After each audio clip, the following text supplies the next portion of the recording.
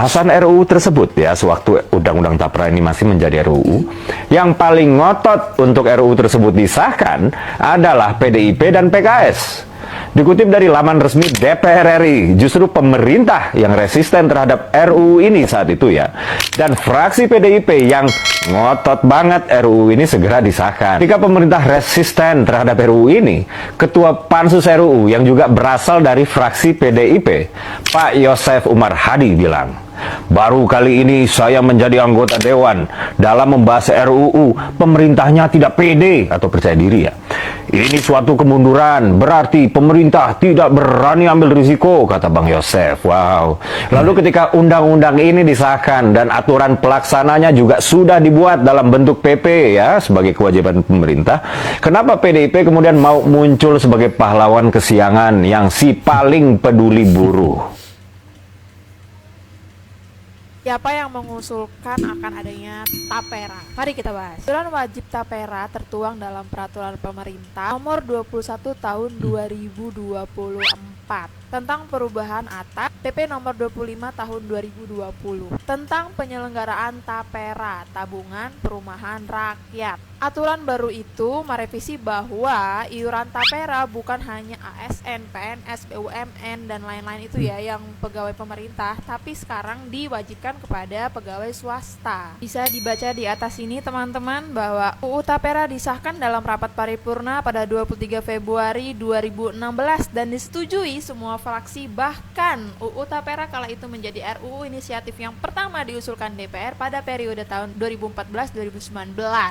RUU Tapera ini adalah RUU inisiatif DPR yang pertama kali dalam periode 2014-2019 yang masuk dalam prolegnas yang disepakati bersama oleh DPR dan pemerintah untuk diprioritaskan dalam tahun 2015. Dicatat ya, ini sudah dibahas dari tahun 2014 sampai dengan 2016-2019. Mau lanjut lagi, kita kasih lagi artikelnya dari CNN ya guys.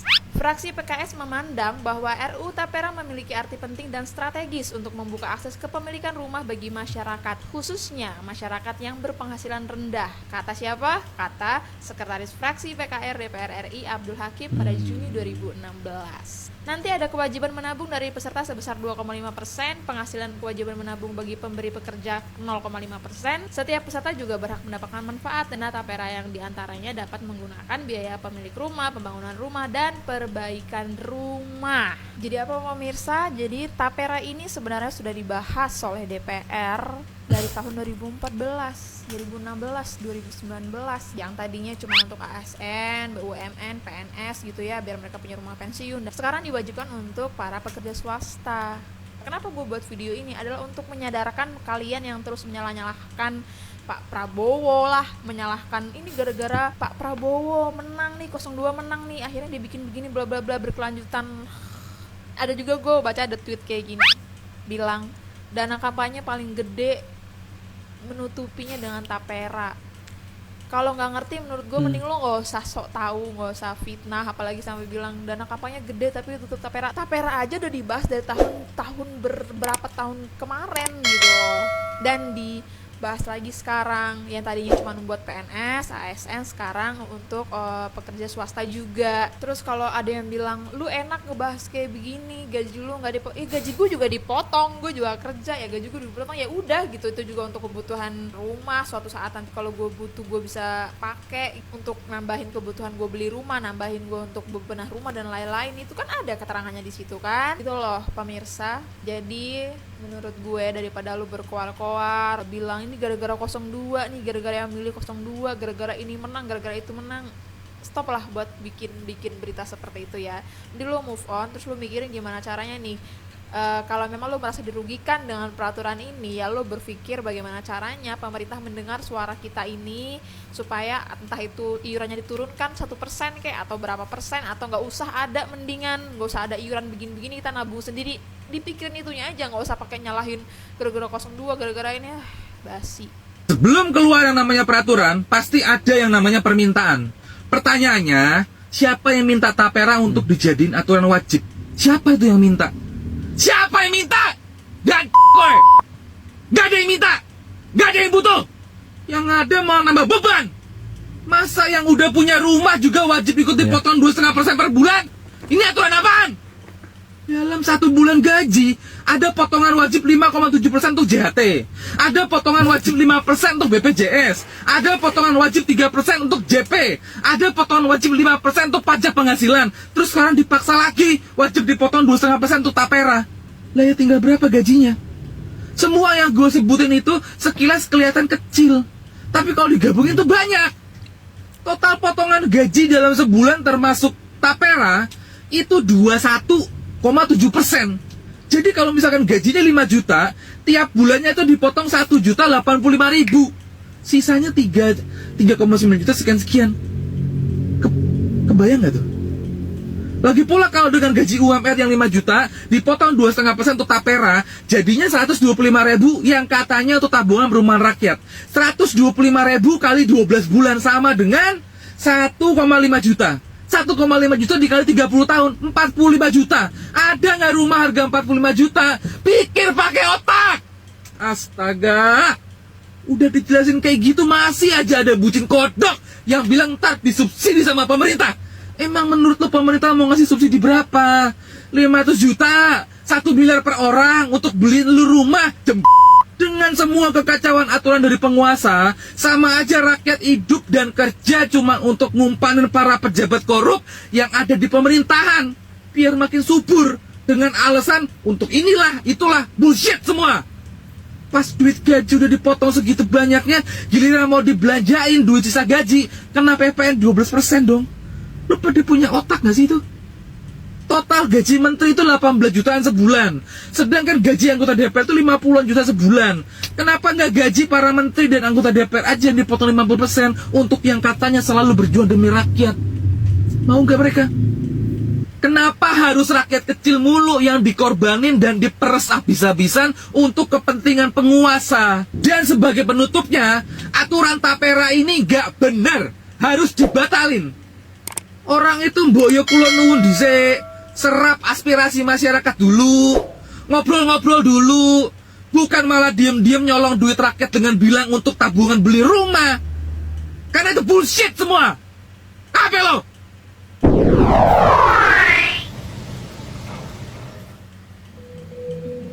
Bagi yang sudah punya rumah, kenapa juga kemudian diwajibkan dan apa manfaatnya? Pertumbuhan demand setiap tahun, ini data statistik juga, 700.000 sampai 800.000 keluarga baru yang belum punya rumah. Jadi kalau hanya mengandalkan pemerintah saja, nggak akan ngejar sampai kapan backlognya mau selesai. Ya. Makanya perlu ada grand design dengan melibat sertakan masyarakat untuk bersama-sama pemerintah, bareng-bareng ini. Dan konsepnya bukan iuran, nabung. Konsepnya adalah nabung. Yang sudah punya rumah, ya dari hasil pemupukan tabungannya, sebagian digunakan untuk mensubsidi biaya KPR bagi yang belum punya rumah. Ya tadi prinsip gotong royong di undang-undangnya itu. Pemerintah, masyarakat, yang punya rumah, bantu yang belum punya rumah. Untuk seorang yang saya hormati dan juga saya sayangi, Bapak Prabowo Subianto, dan juga untuk seorang yang saya punya harapan besar padanya, Mas Gibran Raka Buming Raka, semoga niat baik, ketulusan dan kecintaan yang besar terhadap Indonesia bisa Bapak bawa untuk Indonesia lebih maju ke depannya. Dan juga semoga niat untuk menyempurnakan dan melanjutkan ada di tangan kalian berdua. Assalamualaikum sebetulnya, gimana kabarnya ya? Kita ini ini semakin heboh juga ini tentang tapera ini ya. Jadi ini menarik juga untuk kita saksikan bersama. Kok semakin kesini semakin anggota dewan ini kok tidak berpihak lagi ya kepada rakyatnya gitu kan. Kalau kita lihat dari video yang kedua tadi bahwa yang mengusulkan itu memang sudah diusulkan dari DPR dulu ya. Jadi segala bentuk undang-undang itu memang diusulkan dari DPR. Tapi kok kalau kita lihat ini ya, kok tidak berpihak gitu kan kepada rakyat kecil seperti kita. Jadi abangnya juga tadi sudah menjelaskan, iya juga kalau dipotong ditambah lagi ini, belum potongan ini segala macam, lumayan tuh ya. Untuk untuk potongan kita yang itu yang gaji UMR Jakarta gitu. Gimana dengan kita yang gaji misalnya 1,5 misalnya, yang di tempat saya ini ada di gaji 500 juga, kalau dipotong gitu aduh bisa kacau gitu kan. Kalau tidak pakai hati nurani gitu kan, kok sekali lagi rakyat aja dibebankan begitu ya.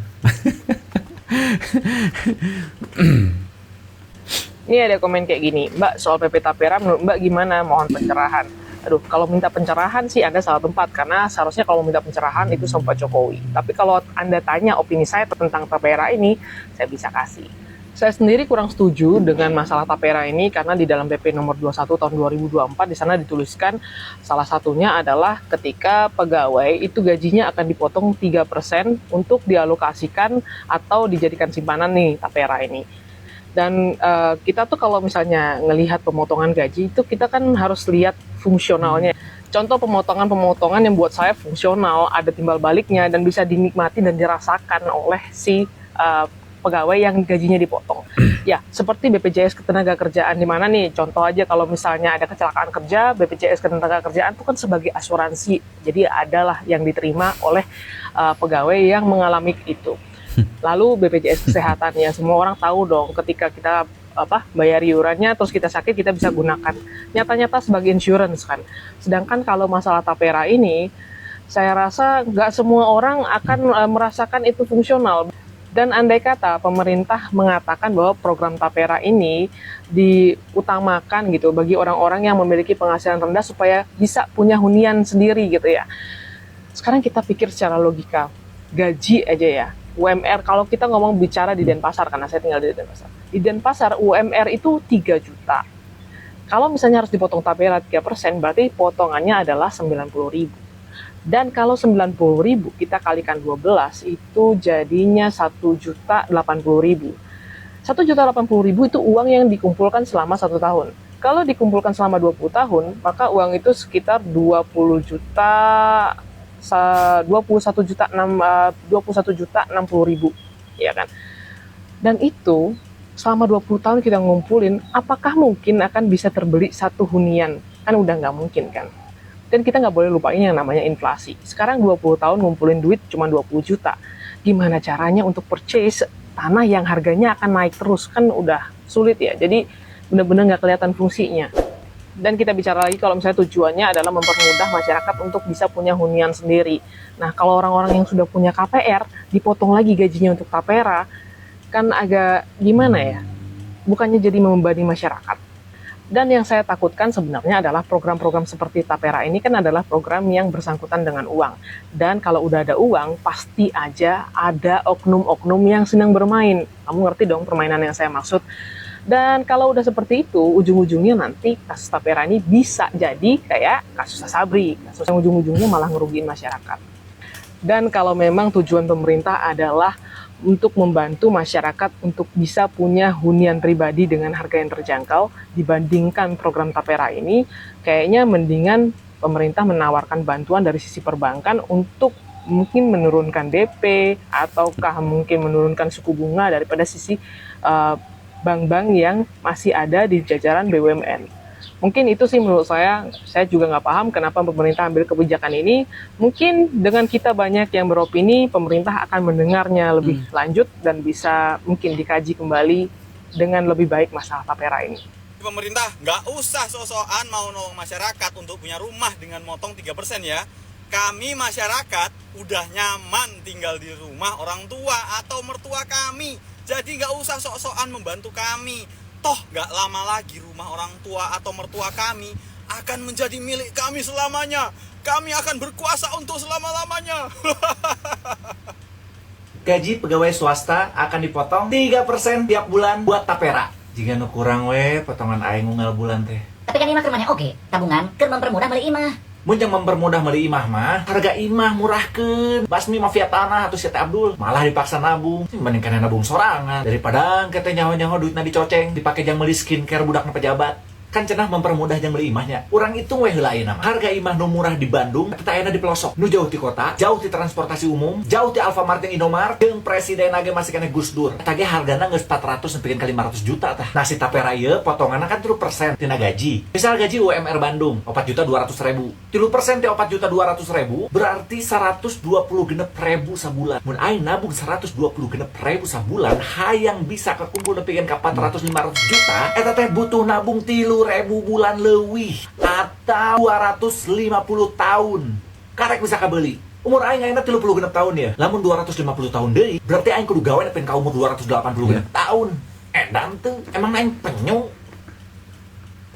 Kenapa tapera banyak ditolak masyarakat? Jagat sosmed diramaikan dengan keputusan pemerintah memotong gaji semua karyawan tiap bulan untuk tabungan perumahan. Kebijakan ini menuai penolakan dari mana-mana. Kita coba analisa mendalam kenapa ditolak. Sebelumnya klik follow ya. Tujuan tapera tuh bagus, agar masyarakat bisa punya rumah sendiri. Gaji dipotong karena banyak orang tidak bisa nabung. Uangnya dikelola atas nama karyawannya. Penolakan timbul karena pertama, semua berita hanya mencantumkan potong gaji. Tidak dijelaskan dapatnya apa. Anda tentu tanya buat apa? Dijawab ya bayar saja. Pasti nolak kan? Ini masalah komunikasi. Tapi ada beragam masalah lain. Tujuan dana ini adalah untuk beli rumah pertama atau renovasi. Bagaimana dengan orang yang sudah punya rumah tapi sedang nabung untuk beli rumah kedua, misalnya untuk anaknya, atau tidak minat beli rumah, misalnya karena punya rumah warisan? Ya pakai untuk renovasi saja. Tapi apa ada urgensinya gaji dipotong tiap bulan untuk ngecat rumah, sedangkan mencairkan dana harus lewat pengajuan dengan syarat segambreng? Gimana dengan orang yang sedang setengah mati nyicil KPR? Harusnya orang ini dibebaskan dari tapera, kan sudah punya rumah. Berat loh kalau cicilan KPR jalan terus ditambah bayar tapera tiap bulan. Juga yang dapat pembiayaan rumah adalah masyarakat berpenghasilan rendah. Lah, kenapa orang yang penghasilannya di atas MBR 78 juta dipotong juga? Ini jadi dana pensiun. Dananya bisa cair umur 58 kalau meninggal atau nganggur 5 tahun. Apa bedanya ini dengan BPJS Ketenagakerjaan? Kasihan pensiunan harus ribet ngurusi pencairan tapera. Lalu di peraturan disebut bahwa dana ini bisa dipakai untuk pengajuan kredit bank atau lembaga pembiayaan. Gimana dengan orang yang mau beli tunai atau tidak mau urusan dengan bank? Timbul kesan bahwa pemerintah jadi kepanjangan tangan bank, dan ini bermasalah karena bank itu lembaga komersial yang cari untung loh. Yang jelas kalau Anda punya kredit macet, siap-siap ditolak bank. Dan persetujuan pendanaannya ada prioritasnya juga. Kalau kebutuhan Anda akan rumah dipandang tidak mendesak atau Anda pernah nunggak dana setoran tapera, bisa jadi Anda tidak diprioritaskan. Harus antri kali maksudnya. Baca aturannya ya. Kesimpulan saya, desain program ini harus dimatangkan dulu, setelah itu dikomunikasikan ke masyarakat agar niat baik tidak disalahartikan. Gimana menurut Anda? Kalau konten ini bermanfaat, share ke teman Anda.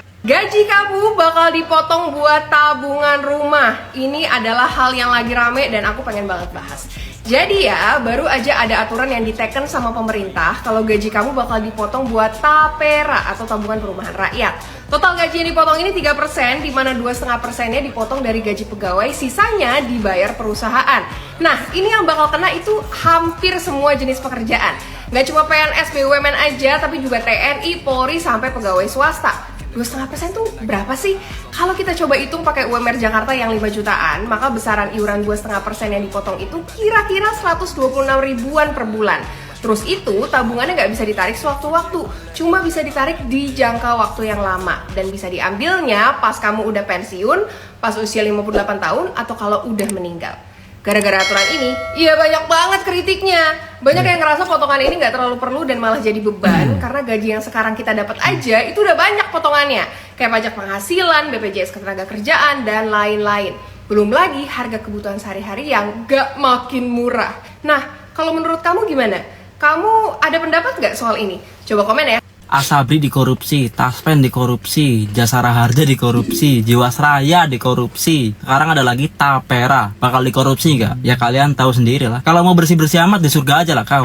Tapi inilah hebatnya Jokowi, beliau paham betul prinsip hemat pangkal kaya. Karena hemat jadi bisa nabung, jadi kaya. Sehingga beliau mencetuskan perpres yang absolutely revolusioner. Tapera, tabungan perumahan rakyat. Namanya menabung tapi wajib, gokil.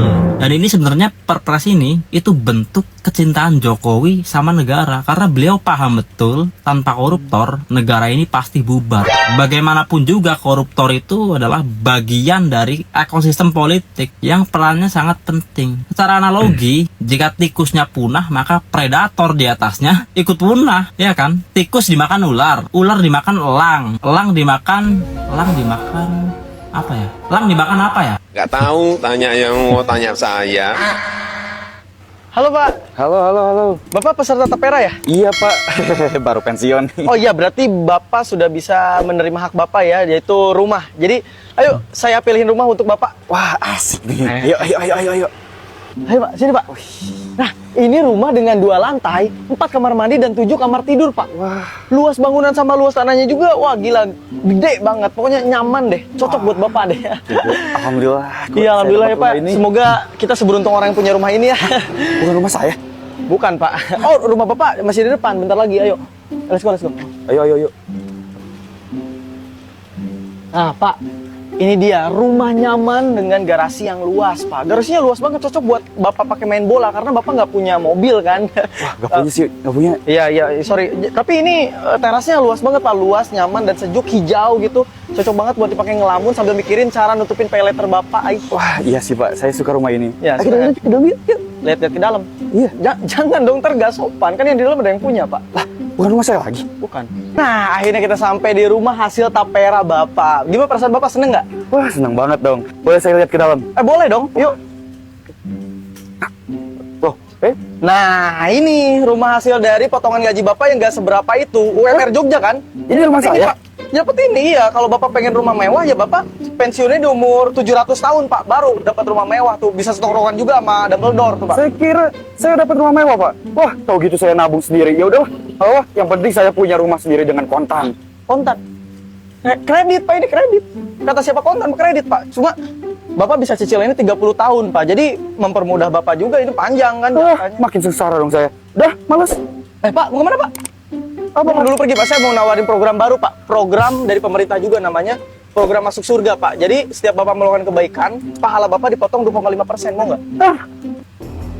Kebijakan Jokowi soal tapera itu agak mirip dengan preman pasar, tukang palak.